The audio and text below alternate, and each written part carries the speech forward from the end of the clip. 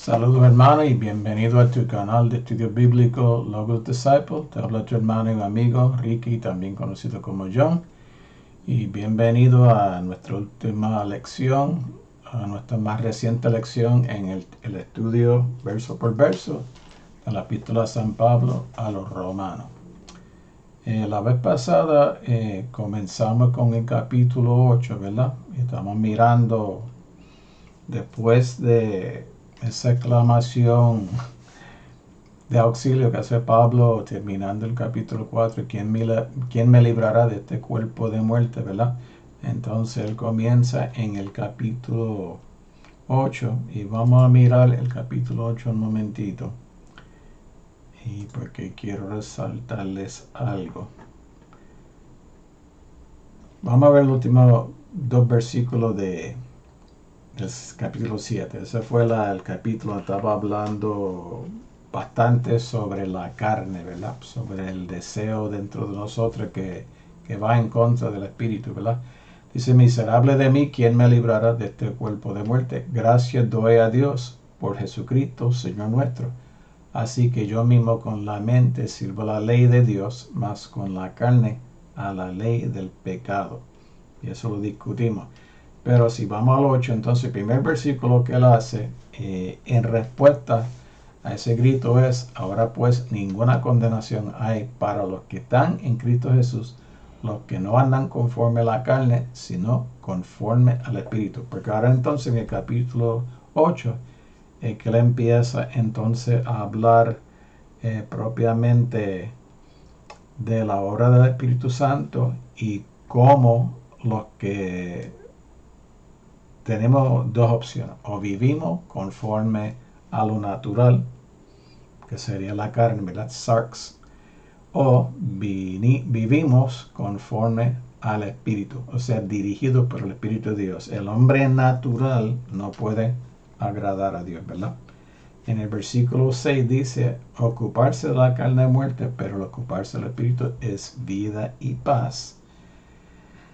Y en el verso 8 dice, los que siguen y los que viven según la carne no pueden agradar a Dios, ¿verdad? Y si alguno no tiene el Espíritu de Cristo, no es de él. Bien importante, él dice, y lo vimos en esa lección, ¿verdad? Cuando estuvimos discutiendo este texto, de que para Pablo y para Cristo es esencial que el cristiano sea lleno del Espíritu Santo, ¿verdad? Entonces el versículo 14, que es mi versículo favorito, porque todos los que son guiados por el Espíritu de Dios, estos son hijos de Dios. O sea que las características, lo que distingue a los hijos de Dios es que no andan ni viven conforme a la carne, sino según el Espíritu. Se dan guiar por el Espíritu, ¿verdad?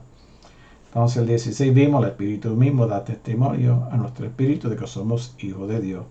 Y si hijos, también herederos a Dios y coherederos con Cristo, porque como estuvimos hablando, una vez que uno entra en la familia de Dios, uno viene siendo coheredero y copartícipe con Cristo. Entonces en el 18 él habla de las aflicciones, ¿verdad? Que no son comparables con la gloria venidera que nosotros ha de manifestarse. Créame, si nosotros pudiéramos ver esa gloria de Dios, cambiaría nuestra vida totalmente y actuaríamos de otra manera, ¿verdad? Entonces, habla también que la creación fue sujeta, o sea, la creación sufrió las consecuencias del pecado del ser humano, porque la creación está hecho para el hombre y para que el hombre lo administrara, ¿verdad? Como para que el hombre fuera, y se me está yendo la palabra, mayordomo de este mundo, lo cuidara, ¿verdad? Ahora vamos a entrar en la lección de hoy y son un par de versículos, porque estoy tratando en esta sección de acortar pensando que quizá de esta manera puedan ver las lecciones completas, porque la idea de esto es estimular a ustedes al estudio de la Biblia, ¿verdad? Y yo pienso que, y mi experiencia me ha dicho que en la medida que tú entiendes la escritura y lo que estás leyendo, pues entonces te interesa más por escribir en la Escritura, y es necesario hoy día, donde hay tantas doctrinas de error y tantas opiniones que no se basan en la Escritura, es necesario, imprescindible, que nosotros conozcamos por nosotros mismos la Escritura, ¿verdad? Y le voy a pedirle si pueden darle like de entrada, se lo voy a agradecer. Vamos a leer entonces los versículos de 26 a 30, que son los que vamos a cubrir hoy, ¿verdad?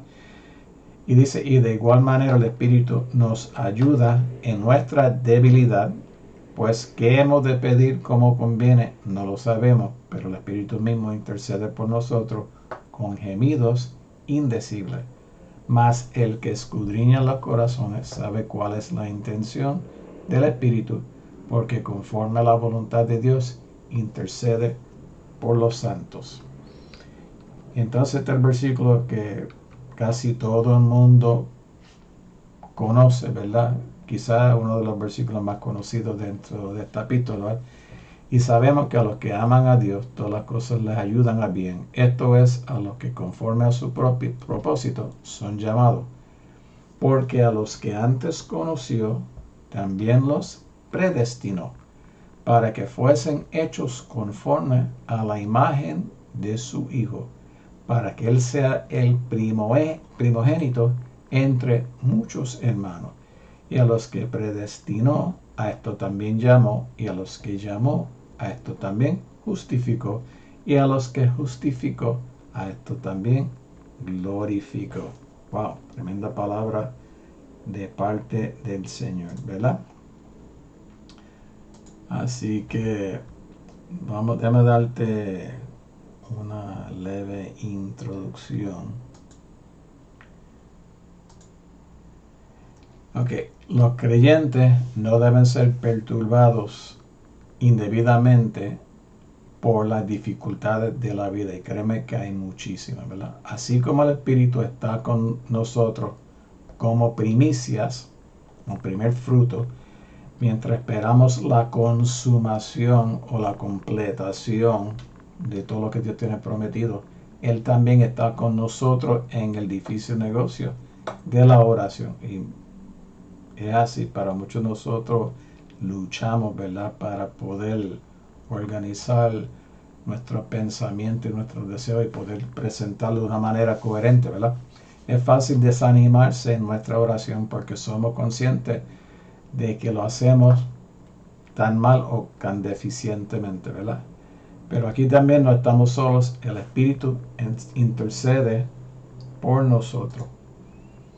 O sea que Pablo está diciendo que aún en esa parte donde no sepamos bien cómo formar la oración o qué palabras usar, ¿verdad?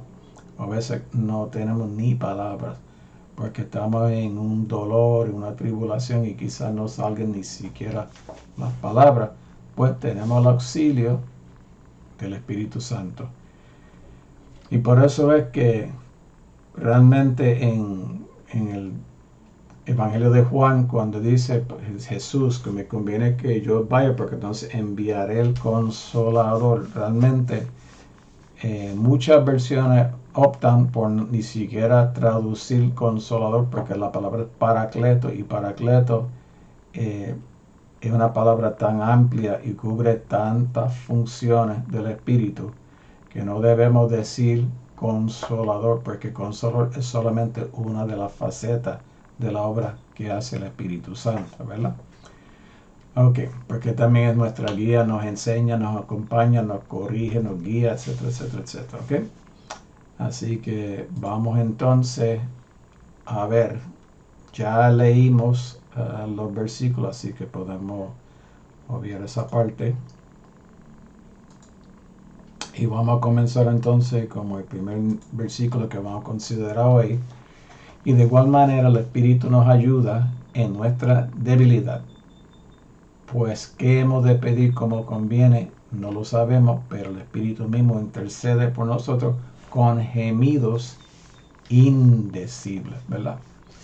Lo que hemos de pedir señala lo que es absolutamente necesario. O sea que está hablando de ¿Qué es lo que debemos pedir?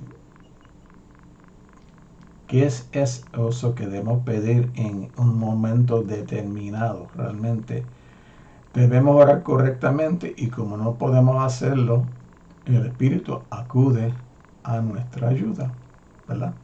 Porque el Espíritu Santo, tiene que pensar en el Espíritu Santo como el mismo Jesús. ¿Qué hacía Jesús cuando estaba en el mundo y estaba con sus discípulos? Cómo él cuidaba de ellos, cómo le enseñaba a ellos, cómo les acompañaba, cómo les ayudaba con sus dificultades, cómo les aclaraba las dudas. Pues todo eso es lo mismo que hace el Espíritu Santo. El Espíritu Santo es la continuación de la obra de Cristo, pero ahora en la vida de cada creyente, ¿verdad? Parece que Pablo está diciendo que cuando no podemos encontrar palabras o la palabra más apropiada para expresar nuestra oración y no podemos hacer nada mejor que emitir sonidos inarticulados, el Espíritu toma esos sonidos y los convierte en una intercesión efectiva. Imagínate que tú estás bien abrumado por el dolor, por una prueba, por una situación y tú estás quebrantado y ni siquiera salen las palabras. Pues mira, aún simplemente poniéndote en la postura de oración o simplemente dirigiendo tu atención a Dios es lo suficiente, aunque lo que salga sean sonido nada más, que sea un llanto nada más, sea un gemido nada más, no importa, porque el Espíritu Santo que conoce nuestro corazón y nuestro pensamiento sabe qué es lo que hay dentro de nuestro corazón y cuál es nuestra necesidad, qué debemos pedir. Entonces completa o termina esos pensamientos que son incompletos en nosotros. El hombre natural no gime por su debilidad en la oración. Los creyentes sí. Y este gemido es la obra del Espíritu en ellos. Y yo no sé si ustedes han tenido esa experiencia que de momento están meditando en Dios, lo que sea, lo que fuera, y de momento te entras como un llanto, con un llanto, tú empiezas a gemir delante del Señor. Y tú entiendes que es el Espíritu dentro de ti redarguyéndote, ¿verdad? Delante del Señor y está intercediendo por ti y quizás tú no sepas ni realmente qué es lo que provocó eso. Pero tú entiendes y sabes que es el Espíritu de Dios que está intercediendo por ti, ¿verdad? O si no lo han tenido, en algún momento tendrán eso, ¿verdad? Los creyentes son ayudados en sus problemas terrenales, en los que gimen internamente, eso lo vimos en verso 23. Asimismo se les ayuda en su debilidad, específicamente en su debilidad en la oración. Recuerda de una de las cosas que estuvimos mirando cuando estábamos hablando de la carne, pero uno de los sinónimos de carne realmente es debilidad, en cierto sentido. Estoy preparando un estudio sobre la palabra sarx. No lo he terminado, pero lo tengo casi. La ayuda del Espíritu preserva y amplía la esperanza en la que vivimos, porque para eso está, para preservarnos y para darnos ese ánimo, ¿verdad? Cuando nos falta, para que podamos ir adelante en el Señor. El Espíritu no elimina nuestra debilidad, porque esa debilidad siempre está en nosotros, ¿verdad? Porque el poder de Dios, según Pablo dice en 2 Corintios capítulo 12, se perfecciona en nuestra debilidad para que sepamos que el poder es de Dios, no de nosotros, sino que nos da la ayuda que necesitamos para poder seguir hacia adelante. No sabemos lo que debemos orar, se refiere más bien a las palabras que usamos y tal vez a los objetos por los cuales oramos, las causas por las cuales debemos orar también, ¿verdad? Mas el que escudriña los corazones sabe cuál es la intención del Espíritu, porque conforme a la voluntad de Dios intercede por los santos. Y esto lo sabemos. Quien único puede escudriñar los corazones y conocer lo más profundo del ser humano es Dios. Y tengo unos par de referencias. En el próximo slide lo vamos a mirar esa referencia. Dios conoce la mente del Espíritu Santo porque no hay nada escondido entre Padre, Hijo y el Espíritu Santo, porque en sí son uno. Y por lo tanto tiene plenamente en cuenta la intercesión del Espíritu por los santos. La implicación es que contesta las oraciones que se le ofrecen. Aquello que quizás nos podemos verbalizar o pensamos que no podemos verbalizar correctamente, el Espíritu Santo toma eso mirando nuestro corazón, ¿verdad? Y hace la intercesión y lo lleva delante del Señor, ¿verdad? Por lo tanto, si llega al Señor, sabemos que todo lo que presentamos delante de Dios tiene contestación, porque Dios lo atiende, ¿verdad? Pablo está animando al más humilde de los hijos de Dios. Pueden estar insatisfechos con su oración, pero tienen un intercesor poderoso y uno que ora por ellos de acuerdo con la voluntad de Dios mismo. Porque si nosotros, y seguimos el pensamiento de Pablo que ha dicho, si nos presentamos nosotros, nuestros miembros, como instrumentos de Dios, y cuando llegamos y presentamos nuestro cuerpo en sacrificio vivos delante de Dios, ¿verdad? Para que Dios los use, pues obviamente estamos entrando, estamos persiguiendo la voluntad de Dios y por lo tanto esas oraciones siempre van a estar dirigidas a qué fin, a que se cumpla la voluntad de Dios en nuestras vidas. Y hay muchas más cosas que se puede decir de esto. Sin embargo, esto es acuérdate, aquí no se está diciendo todo, te estamos dando una introducción a esta materia para que ustedes puedan seguir estudiando. Entonces, Pablo en los versos 28 al 30 nos enseña la manera en que se desarrolla el propósito de Dios en los creyentes. Pueden estar deprimidos por las duras condiciones de sus vidas, pero deben tener en cuenta que a través de todo, Dios está logrando un gran propósito. No importa cuáles sean las circunstancias, ese propósito se cumplirá y culminará en la gloria final. Quiere decir que mientras estemos agarrados de Dios y no lo soltemos, la victoria está asegurada. Okay, ahora llegamos a este versículo que todo el mundo cita y hasta mucha gente en el mundo lo citan incorrectamente, porque según estaba estudiando, esto era un dicho también que se remonta a tiempos bien antiguos, ¿verdad? Que dicen que la gente siempre han dicho, todas las cosas obran para bien, las cosas obran para bien, pero vamos a ver ahora cómo lo dice Pablo. Sabemos que a los que aman a Dios, todas las cosas les ayudan a bien, esto es, a los que conforme a su propósito son llamados. Ahora, eso es versículo así tal como está, y yo realmente no investigué bien, honestamente, el griego para ver si eso está correcto, pero tengo entendido que así es. El Dios habla hoy, el DHH aquí, Dios habla hoy, lo han traducido y algunas personas lo han traducido tratando de hacer la aclaración que no son las cosas que ayudan a bien, sino que el uso que Dios le da a las situaciones.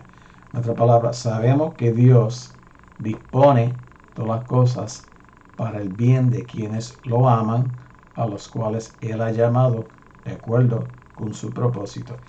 Entonces vemos que esa promesa está condicionada, tiene dos condiciones, ¿verdad? Uno es que uno tiene que amar a Dios y eso presume una persona que está viviendo en el Espíritu. Y por lo tanto, esa persona que está viviendo en el Espíritu realmente está viviendo su vida acorde o está buscando cómo vivir acorde con el propósito de Dios. Y así cumpliría esas dos condiciones. Pero lo que gente que dice que todas las cosas obran para bien, realmente eso es, hay que ponerle un signo de interrogación. ¿Cómo tú llegas a esa conclusión? Porque si Dios no está en el asunto, esas cosas también te pueden destruir y puedes entrar en un fatalismo, ¿verdad? Pablo atribuye el obrar de todo para bien, no a un optimismo positivo. Esto no es simplemente buenos pensamientos o buenas vibras, como la gente dice por ahí, ni es la suerte, ni es el destino, sino claramente es Dios. Dios es que hace que todas esas cosas o todas las situaciones de la vida tengan un bien o están dentro de lo que Dios está permitiendo para nuestra vida, con un propósito a veces que entendemos y otras veces no entendemos, o a veces lo entendemos después, o quizá no lo entenderemos hasta la eternidad, ¿verdad? Pablo nos explica qué quiere decir con el bien, ¿verdad? Todas las cosas ayudan al bien, pero debemos entenderlo claramente en el sentido de bien final o verdadero bien. O sea, yo lo miro que tiene que ser algo que conforme al propósito de Dios. Tiene que conformar al propósito o llevarnos a ese propósito de Dios, al cumplimiento del mismo, ¿verdad? Pablo no está escribiendo al público en general, no está escribiendo a cualquiera por ahí, sino a los creyentes aquí descritos en términos de su amor por Dios, porque solamente los creyentes aman a Dios. Hay gente que dicen que aman a Dios, pero realmente sus vidas son bien lejos de eso, o sea, no concuerda su vida con esa declaración, ¿verdad? Los llamados son aquellos que no solo han escuchado el llamado, sino que han respondido. O sea, bueno, eso lo vamos a discutir en el próximo versículo, o intentaremos por lo menos. Continúa vinculando esto con el propósito de Dios, lo que significa el propósito salvífico de Dios. O sea, el propósito de Dios de salvarnos a nosotros, de salvar a la humanidad, ¿verdad? Dios hace llamado, nosotros respondemos a ese llamado, entonces entramos en la salvación y empezamos a caminar en el propósito de Dios, ¿verdad? Ok, ahora llegamos a un versículo que aquí sí podríamos hablar buen rato, pero voy a tratar de hacerlo lo más sencillo. Ahora en el comentarios, si me dejan saber, si quieren saber más sobre este tema, pues podríamos profundizar. Si no entienden, me dicen en los comentarios, no entiendo, ¿ok? Porque a los que antes conoció, quien Dios, también los predestinó para que fuesen hechos conformes a la imagen de su Hijo, para que Él sea el primogénito entre muchos hermanos. Y nada más, cuando yo veo conformes a la imagen de su Hijo, me hace pensar en ese versículo de Pablo, que él dice, yo estoy con dolores de parto hasta que Cristo sea formado en vosotros. O sea, la transformación de nuestra vida hasta que lleguemos hasta un espejo, una reflexión perfecta donde reflexionemos el rostro de Dios, ¿verdad? El pensamiento principal de este pasaje y el siguiente es el cuidado providencial de Dios, porque ahora cuando empezamos a ver los versículos 36 hasta el final, estamos hablando de toda la provisión que Dios ha hecho y hace para nuestra vida, o sea, cómo Dios interviene y cómo Dios nos acompaña durante la travesía de la vida.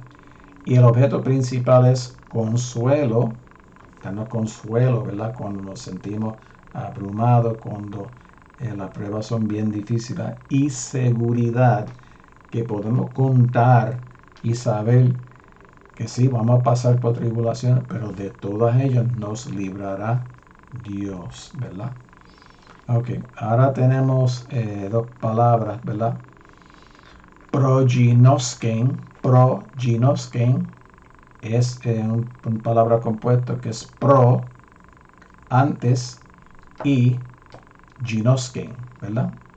Conocer conocer es ginosken, pro, antemano, conocer de antemano.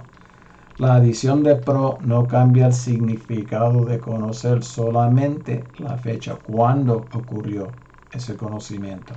Lo mismo es cierto con respecto a prooritzen. Prooritzen es conocer de antemano, para ordenar de antemano, para predestinar. Ahora, aquí está bien claro, aquí no se está hablando de salvación. Aquí estamos hablando del acompañamiento y de la providencia de Dios, que quede eso bien claro.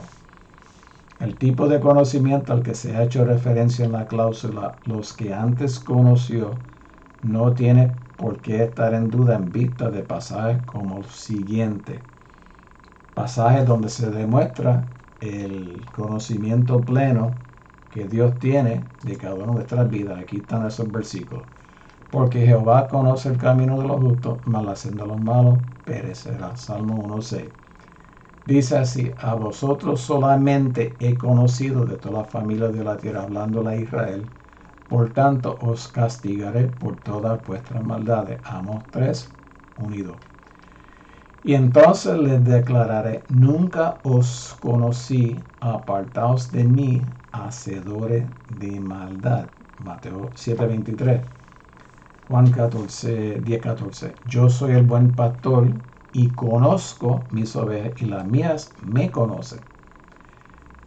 Pero el fundamento de Dios está firme, teniendo este sello: conoce el Señor a los que son suyos, y apártese de iniquidad todo aquel que invoca en nombre de Cristo. Aquí estamos viendo cómo Dios conoce nuestra vida y cómo nos reconoce como su pueblo y como sus hijos, ¿verdad? El Señor conoce a los que son suyos, ¿verdad? El buen pastor conoce sus ovejas y nosotros conocemos que Él es nuestro pastor. Estamos hablando relacional, porque acuérdate, la idea de la justificación del cual estamos hablando, la justicia de Dios, es precisamente reconciliar al ser humano con Dios para que podamos estar en relación de intimidad con Él, y una relación que es de hijo hacia padre.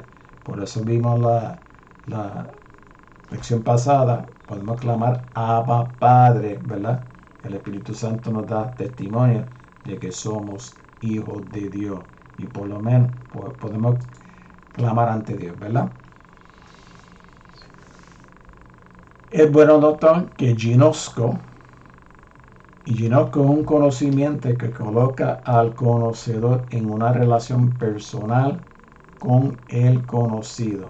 Es cual, por ejemplo, en el Antiguo Testamento, que Adán conoció a Eva. Está hablando de relación personal, de intimidad, que no es el caso de otra palabra que también es conocimiento, que es oida, que es el acto de mera aprehensión intelectual. Y ustedes invito a buscar un léxico griego y buscar las palabras estas, ¿verdad? Está claro que en su omnisciencia Dios conoce y conoció de antemano a todos los seres humanos, porque la Biblia nos enseña claramente que Dios conoce el final del principio y sabe el desenlace completo de la historia, ¿verdad? Y Él dirige la historia hacia un encuentro final con Él, ¿verdad? Ok, conocer, ginosco, se usa en un sentido preñado, saber con afecto y con el efecto resultante. Ahora, proginosken data este conocimiento afectuoso y efectivo en la eternidad. Esta es toda la historia. Antes conoció es un conocimiento eterno, un conocimiento divino que incluye todo lo que la gracia de Dios lograría trabajar en nosotros. O sea que desde la eternidad Dios ya nos estaba contemplando, pero no dice ni infiere tampoco que desde la eternidad Él decidió: tú vas a ser mi hijo y tú no, porque el llamado es un llamado a toda humanidad. El evangelio se predica a toda criatura. el que creyere y fuere bautizado será salvo, ¿verdad? Así dice la palabra. Ahora, si tú quieres creerlo de otra manera, tienes el derecho de pensarlo, pero busca tu apoyo en la escritura, ¿verdad? Para sostener tu posición.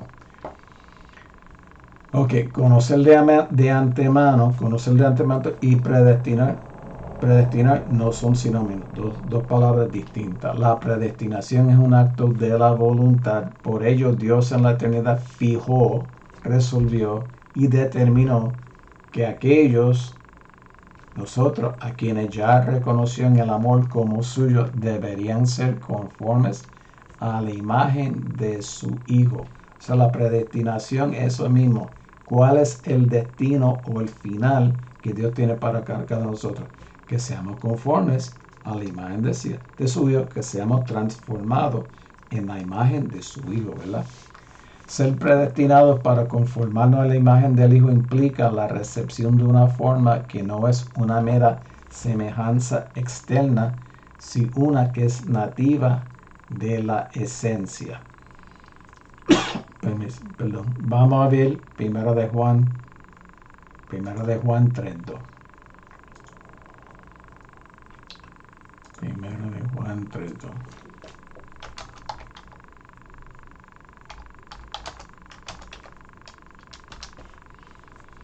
Amados, ahora somos hijos de Dios y aún no se ha manifestado lo que hemos de ser, pero sabemos que cuando Él se manifieste, seremos semejantes a Él, a Cristo, porque le veremos tal como Él es. Y voy a ver el siguiente versículo. Y todo aquel que tiene esta esperanza en Él se purifica a sí mismo, así como Él es puro. Eso está súper claro. Yo creo que no hace falta. O sea, eso mismo. Dios está obrando a nosotros que seamos conformes a la imagen de Dios, que reflejemos la esencia, no solamente la apariencia, sino el carácter de Dios, ¿verdad? Pablo está señalando a sus lectores de sus sufrimientos, a su consolación en medio de la prueba y a su esperanza asegurada, y esto significa para su gloria futura. ¿Okay? En la resurrección a la gloria, Cristo se convirtió en el primogénito, el primero entre los resucitados, ¿verdad? Nos conformaremos a su imagen y así tendrá muchos hermanos. Así como es el primogénito, pues nosotros también resucitamos a gloria en Cristo. Y entonces Cristo es el hermano mayor y todos somos hermanos de Cristo. No sé si entienden eso. Y a los que predestinó, a esto también llamó. Y a los que llamó, a esto también justificó. Y a los que justificó, a estos también glorificó. Ahora, la realidad que algunos han interpretado esto y muchos otros versículos que hablan de predestinación de una manera que están diciendo que Dios desde la eternidad escogió a uno y rechazó a otro. Yo personalmente no suscribo a esa teología, a ese pensamiento, y tengo muchas razones para aquello, que quizá en otro momento podríamos discutir eso o estudiar eso. Ok, a lo que llamó incluye la aceptación de la llamada, en ninguna manera excluye la extensión del mismo llamado con el mismo poder de gracia al resto. Que es una manera de decir, cuando Dios hace el llamado vale igual para todo el mundo, pero la respuesta es de cada individuo. El llamado de Dios no quiere que ninguno se pierda, sino que todos procedan a la salvación. El llamado a todos, el Cristo murió para todos los pecadores, no algunos nada más, todos. A los que declaró justo se explica suficientemente 3:24. La justificación es ese acto de Dios por el cual Él, en su pura gracia, por los méritos de Cristo, pronuncia a un pobre pecador que realmente cree en Cristo libre de culpa y lo declara justo, y por lo tanto lo pone en una posición y lo pone en una relación nueva con Jesús, es reconciliación, ¿verdad? Todo queda pasado, uno es hecho una nueva criatura. Pablo ve toda la obra de Dios completa desde la eternidad hasta la eternidad. Todo esto desde el primer santo hasta el último, desde el conocimiento previo de Dios antes de que el tiempo comience, a la gloria de estos santos cuando el tiempo ya no existe. O sea que Pablo ve la obra de Dios tan y tan perfecta que él lo ve como un hecho ya. Por eso él puede decir en la carta a los Efesios que estamos sentados en los lugares celestiales con Cristo Jesús. Es un hecho ya. Ya Jesucristo preparó el lugar para nosotros. Todo es un hecho. Lo único que se nos pide es creer, seguir caminando día a día en pos de Jesús, ¿verdad?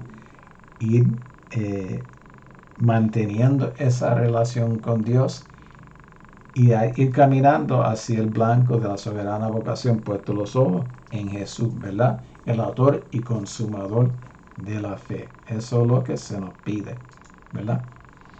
Ok. Pablo completa la primera mitad de su carta con un pasaje que los cristianos siempre han considerado como una de las partes más maravillosas de una epístola maravillosa y que muchos consideran un cántico de victoria. Vamos a dejarlo ahí porque realmente esa es la introducción para los próximos versículos, ¿verdad? Lo único que le voy a pedir, por favor, si este estudio ha sido de bendición, si se puede suscribir, suscríbete y le da la campanita de notificación, dale like, compártelo, invita a otros, dejen comentarios, tienen dudas, ahí está el correo electrónico también por allí. Pueden dejar comentarios y déjame, si no entienden algo, con mucho gusto repasar eso. Así que le doy las gracias por haberme acompañado y me di cuenta que los últimos slides estaba puesto todavía en la Biblia. Te digo, esto no es fácil y máxime cuando uno está cansado ya. Pero nada, Dios les bendiga mucho y espero verlos en la próxima lección. Hasta la próxima.